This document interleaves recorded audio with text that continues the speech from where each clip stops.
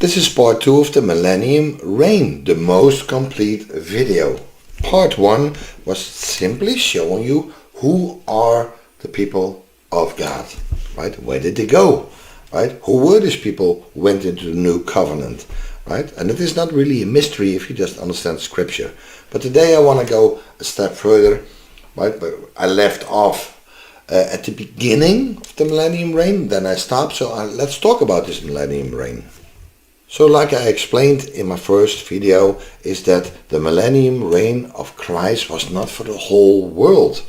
Many Millennium Reign video makers, they do an awesome job, they have great ideas, but they all have one thing in common, that they think that the Millennium Reign was for the whole world, because we find buildings all over the world that look similar, so Christ must have ruled the entire globe. Which cannot be true, because we know in the 7th century there was the rise of Islam, right? And Islam has nothing to do with the covenant God made with his people.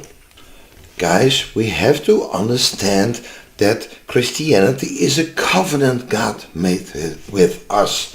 And most Christians think it's just a religion, right? And you can convert anybody in that religion, which makes us vulnerable. And we have now the invasion of Islam, right? And now Muslims are even mocking us, right? Taking credit for things we did, right? We have to start understanding this, guys. Take a look at this.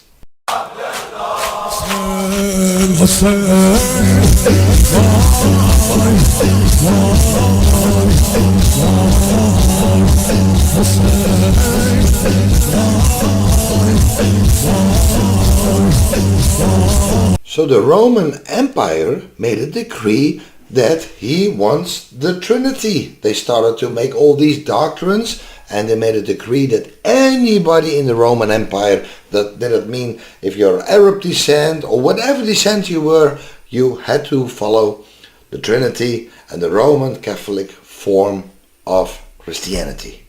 So how is it possible that there were so many different doctrines and opinions and church fathers in the Millennium Reign, right? While everything was supposed to be perfect. It's because the covenant was not for all people. Christianity, they turned it into a religion in the first centuries for everybody's mother to come in, and they came with all these doctrines. They tried to please everybody. There were Babylonian influences, Jewish influences in the church, right? But the true people of God were still in Europe. But you see that Southern Europe, the Middle East, gradually Christianity just dissipated, right? Even the Roman Empire was destroyed for a good reason. And I do believe that there were true people of God, probably even resurrected saints, who ruled with Christ for 1,000 years. But it doesn't mean they ruled over everybody. Obviously, there were still other people on this earth, right? Many different countries, many different religions, right? The rise of Islam, the Catholic Church under the Roman empires, who started to mix up everything, of course, right? But there were still true people of God. But some knew it, some were part of the covenant, and some were just simply not.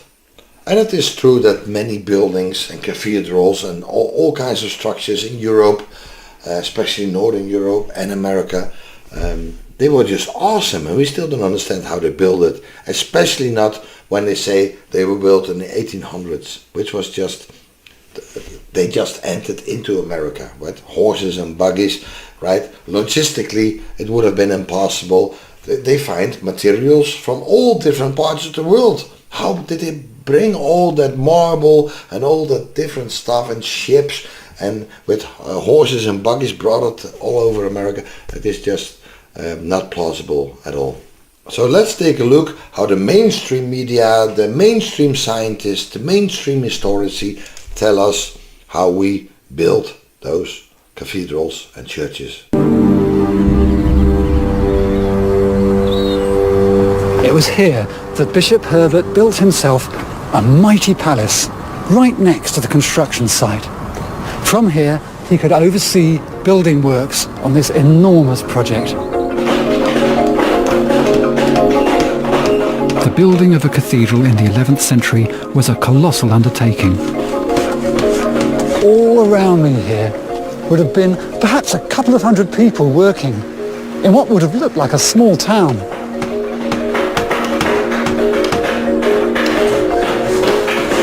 The noise and dust must have been extraordinary.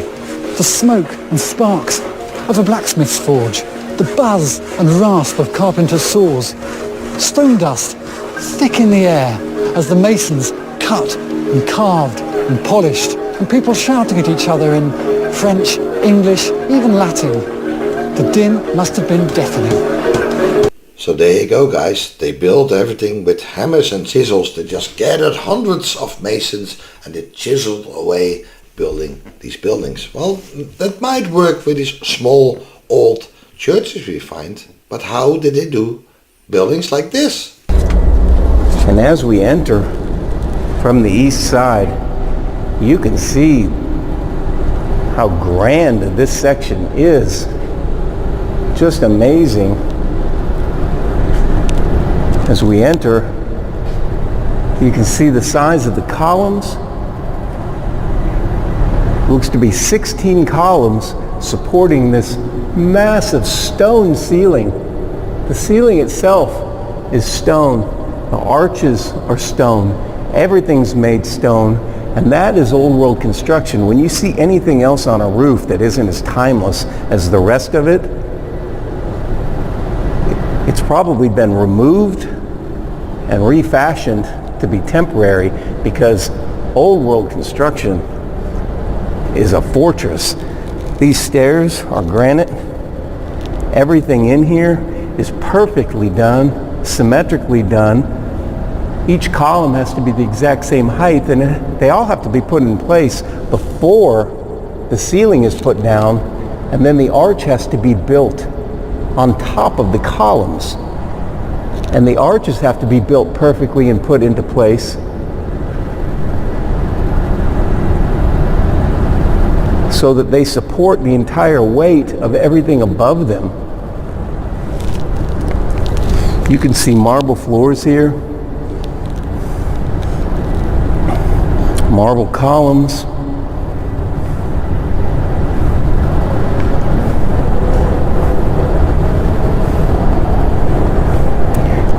and you can see the intricacy of the carving at the top of the columns. It's actually winding a canthus, which is marked on the entire building very intricately. And if we take a step up right here, you can see the staircase goes down to a lower level, much darker because it doesn't have the natural light from above. And how was that lit originally? Has that always been lit exactly the same?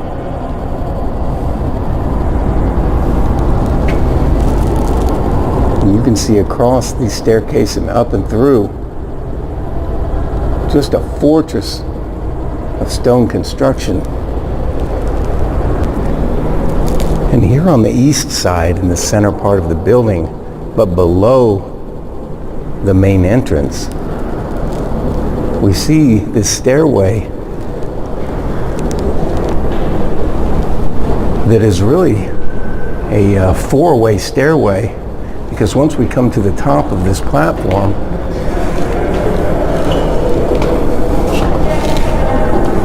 people might say, yeah, but this is much later built. This building, they say, is from the 1800s.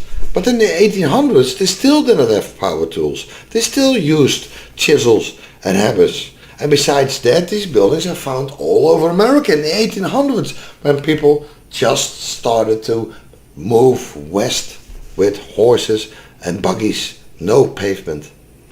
So even the biggest building in the world at one time, the cathedral in Cologne, how did they build that? Well, this is what they tell you, how they built it. And it took 600 years, they said.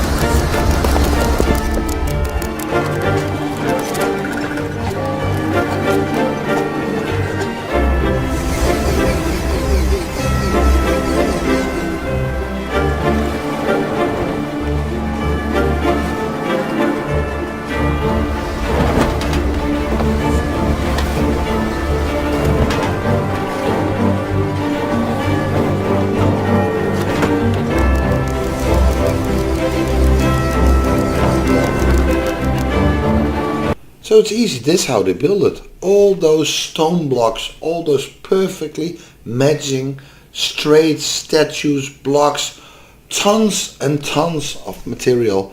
Well, like you saw, it was a wooden crane, no scaffolding needed, right? You just chisel it on the floor.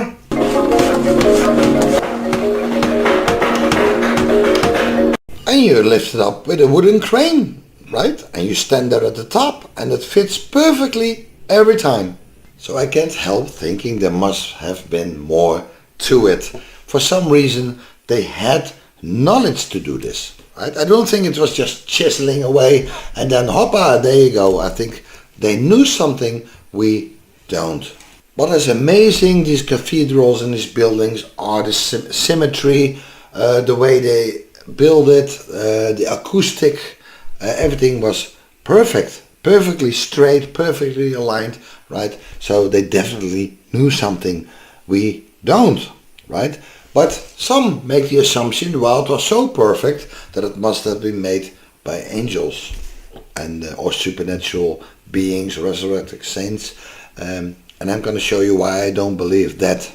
So I digressed because I started off with Islam, and don't get me wrong, I don't want to disprove the millennial reign at all. Something really beautiful happened there, and these buildings, they really are gorgeous. But to assume that they were made by supernatural angels or giants, right?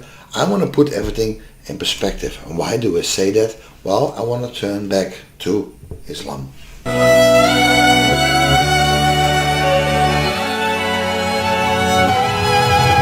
So I saw this on TikTok, and the claim is here because the Muslims allegedly ruled from 700 to the 1400s, right?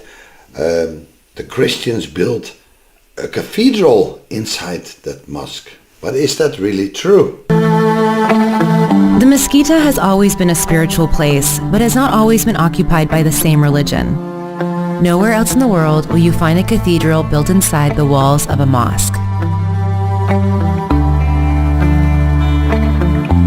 Originally the site of a temple to the Roman god Janus, the Mesquita was built as a mosque after Cordoba came under Moorish rule in the late 7th century.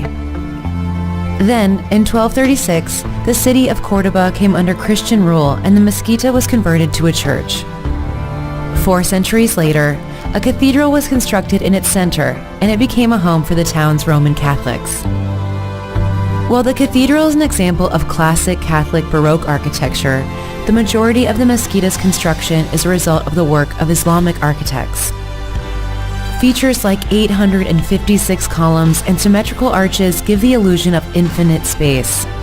These elements are examples of why the Mesquita is considered one of the greatest accomplishments in Islamic architecture in the world. Today, it is a UNESCO World Heritage Site. So the narrative is that this mighty empire of the Arabs, they went into Spain for 700 years and they built all these beautiful things. It was only much later that the Europeans built these stupid cathedrals inside a beautiful mosque. But if you pay close attention, the things they say that were built by the Arabs, right, they're not as impressive, they're not high, the columns, right? But the true impressive building is the cathedral, and it has nothing to do with Islam. And I think something doesn't add up there. Nevertheless, whoever built those Islamic parts of that building, they had also some kind of knowledge. Could they have learned the knowledge from the cathedral builders? Could that be the case? Listen, Islam, and I watched the documentary from a historical professor, and I heard it more often from scholars, that this whole Islam is a fabrication, right? Muhammad did not start Islam in the 7th century. He started to conquer in a few decades everything. That is not the case, right? Islam was just a creation, right? And probably this whole creation and this invention of Muhammad was probably a Jewish invention, an Edomite Jewish invention, which all started in Petra. Where is Petra? Petra is in Edom, right? And also there is many evidence that the Babylonian aristocracy went to Edom, where they started cities like Petra and the Silk routes and stuff. But this idea that these modern day Arabs invaded Spain in the 7th century, I don't believe it. And they did not build these things. And why do I say that? Because Arabs, modern day Arabs, never built anything. Show me one thing they built. Yeah, modern day skyscraper in Mecca built with Western technology, right? But in the first 7 centuries, they didn't build anything of significance, right? It was just desert and little lime houses, right? The only thing that was a little bit impressive for them was the Kaaba, right? With all these inscriptions. Yeah, they liked inscriptions, they liked little things, they liked little tiles, but real structures like cathedrals, they never built anything like that. So this is a picture of Mecca, right? Is this 2,000 years old? 1,000? 600? 400? No, this is a picture of the 1800s. There was nothing there. They didn't build anything. And these buildings are probably remnants of the Roman Empire. Do we honestly have to believe that these Arabs went all the way into Spain and started building these giant mosques and cathedrals? No, of course not. So the Edomites have always been cousins and friends of the Ishmaelites, right? There's nothing new, right? And do you know, by the way, the first Moors who went into Spain, who allegedly were Islamic caliphates, how did they look like? Did they look black? Did they look modern day Arab? Well, this is what he actually looked like. So here in the top, these were probably Visigoth Christians, but you see all kinds of people, right? These Moors were Caucasian-looking people, right? Even Muhammad was described whiter than milk and with a red beard, right? So, yes, there were some blacks among them too, right? Because they took slaves with them to fight in their armies and such, right? But over time, they started to intermix, right? And it became a mess. That's why modern day Arabs all have sub-Saharan African DNA, right? And also modern day Spanish people, they have been so mixed up with Jewish people and Arab people that also many look Arab. So according to scholarly sources, Islam was not started the way it is now, right? They even wanted to unite the Catholics in the Middle East and the Jews and the Arabs and all start to worship monotheism. That was the start of this whole idea. But especially the Muslims and the Jews, they started to dislike the Catholics because they believed in the Trinity, right? And God is not three, God is one. But who were these Christians, these Catholics in the Middle East? Well, like I said, the Roman Empire stretched all over the Middle East and there were all kinds of people living there. Arab people, all kinds of tribes living there. But because it was part of the Roman Empire and the Roman Empire made a law that he wanted to make the entire empire Roman Catholic, that new Christian faith they came up with, which was not according to the new covenant of God. It was a new religion, an all-inclusive religion. But Jesus already regathered his sheep out of Judah and reunited them with the lost tribes in Europe. This is where the true Christianity started. And these people left in the Middle East. They were not part of the covenant, but they still kept in this Roman Catholic religion. So the Edomite Judeans, who call themselves Jews, were cousins of the Ishmaelites, who became Arab, right? But the other Arab people, they became Catholic. It became a mess. But that's why you all see all over the Middle East that you have Catholic churches right next to mosques. These basically are the same people, just different religions, but are not part of the government. Doesn't matter what their religion they have. So the Ishmaelites and Edomites were basically cousins, even though they also fight each other all the time. At the same time, they also work together. And when you look at Islam now, it is just influenced by these Middle Eastern Roman Catholics, by the Edomite Jews, right? A little bit of Moses, a little bit of here, a little bit of there, right? For example, teachings we find in the Roman Catholic Church, we find in the Quran, right? Also the law of Moses things we find in the Quran, right? Also Babylonian teachings from the Talmud we find in the Quran. It is just a mixture of everything. So when the temple was destroyed, that whole Judah, it was gone. It was a wasteland for the dragons of the wilderness, right? Whereas Edom said, according to Malachi 1, we will return and rebuild the ruins. So who did return to that place and rebuild it, right? That was Edom. The true covenant people were already long gone and built Christian nations in Europe. But also the Edomites, they didn't stay behind, right? Even after King Herod fell, this family, the Herodians, went into southern Europe, into Italy and into Spain. They became the aristocracy there. And we see that Edomite Jews especially went into Spain. But they had the money. They were the aristocracy, right? But by themselves they could not overtake the land God gave to the Europeans. So they were behind the creation of Islam, right, as an army against the West.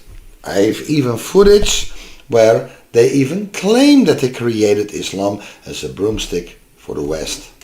So they always opened the door. They entered countries, entered into the governments, infiltrated everywhere, and they opened the floodgates of Islam to come in. And that was the same thing that happened in Spain. Or do you think that Muhammad on his camel had enough money to conquer the whole Middle East and North Africa and Spain? No, someone funded him, right? And besides Spain, right, I hope that you understand to see Spain now, because it is strange that these Arabs never built anything, but once in Spain suddenly they knew how to build these big things, right? So my point is, right, there was in Europe a certain knowledge how to build these structures, and somehow they knew, they borrowed it, they copied it, right, they paid for it, whatever it is, right? But we need to understand this context. But the same thing we see in modern day Turkey, how they boast about the most beautiful, largest mosque in Istanbul. Guys, this mosque was not built by the Turks or by the Arabs or by any Muslim, right? This church used to be the church of Constantinople, right? Modern day Istanbul, but it was used to be the Roman Byzantine Empire. But also the Jewish people, the Edomites, went in there, caused havoc, right? And also that fell. And it was only when the Middle East, God left the building in the Middle East and it became a mess, right? And now you had these nomads called the Turks coming out of the Asia, and they went into that land. But they were also funded by the Edomites. And Turkey is still being ruled by Edomites. Many people don't know this, but now you do. That's why it's important to understand that the covenant was for the house of Judah and the house of Israel, and Jesus came to make them one again, to regather them. And that happened, and they got a new tongue and a new land. God left the Middle East. God destroyed the temple, right? It was gone, right? And at the place where the temple used to be in the 7th or 8th century, I think it was the 7th century, when the Arabs went in there and built a mosque, the Temple of the Dome, right there. But who funded this? Yes, Edomites funded also all this. And even the Muslims installed the Jewish governor of that place that Islam conquered. Guys, these people belong together. They help each other. They create wars with each other, but at the highest level they are still basically run by Babylonian aristocracy, right? Who control Edom, who control the Arabs. Nothing has changed, guys. So if these beautiful buildings in Spain and later in Italy are part of the millennium reign of Christ, how come that Islam could invade it for so long, right? How come that the Turks could invade southern Eastern Europe for so long? Well, because it was filled with people who did not belong to the covenant, right? Because northern, western Europe especially, right? That was basically the place where the new covenant would play out, And from there also North America, Canada, Australia, right? That's why there is such a difference between Christians in North Europe and the Catholics in the South.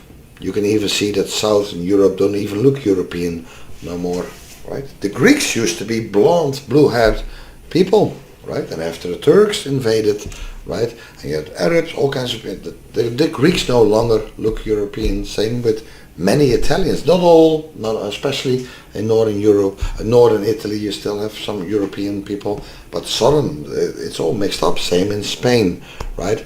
So God has always been very specific about his covenant, who his people are, and to keep that going, right? And the Roman Catholic Church don't care about that, right? But we still care about that. And our forefathers still cared about it, right? They even came to kick out Islam again out of Spain, trying to restore it. But Spain never really recovered, unfortunately, right? But I think this is important to understand when we look at this millennium reign, because there is a lot of puzzle pieces to go through, right? And like I said, I don't want to see a beautiful building, I assume angels build it, right? But I do believe that that it is possible that the resurrected saints gave them knowledge and how to build certain things, right? I don't think we were just peasants with chisels building it. There's more to it. But I'm gonna have to make more parts, obviously, because there are indeed buildings also in India found. I'm gonna explain that too, right? But you know, I think we have to find a balance between going all the way into some kind of spiritual thing, or all the way back to a pure earthly thing. We need a healthy balance, right? But I hope this helps, and to understand who are the true covenant people. It all starts with there, right? Some Christians say, oh, these Christians in the Middle East are persecuted. No, these are not the covenant people. We did that, right? We go to India, try to convert them. We go to Pakistan, make Christians out of them, and now their own people are killing them. They are turning against them, right? They're not persecuted because they're Christian. They are persecuted because our church leaders go there and convert them, putting them up against their own kinsmen, right? So guys, these things are important to understand, and see you next time.